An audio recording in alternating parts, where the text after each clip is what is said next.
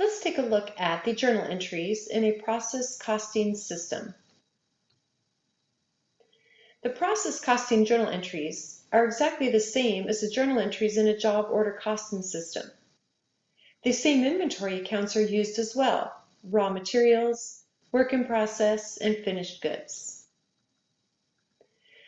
When raw materials are purchased on account for use in factory production, we would debit raw materials for the amount of inventory purchased and credit accounts payable. When direct materials are requisitioned into production, we're going to take the cost of those materials out of the raw materials inventory account with a credit, and we are going to debit them into the goods in process inventory account. As indirect materials are called into production, those indirect materials are going to come out of the raw material account with a credit, and we're going to record actual indirect material costs with a debit into the factory overhead clearing account.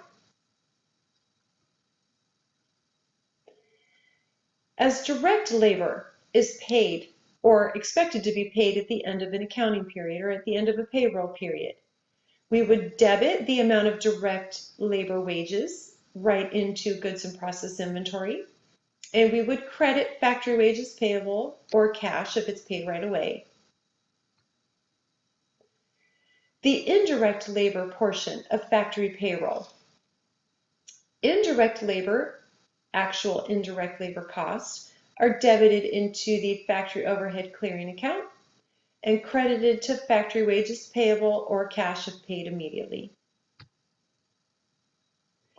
As other indirect factory overhead costs are incurred, those actual indirect costs are debited into factory overhead and credited into the appropriate account.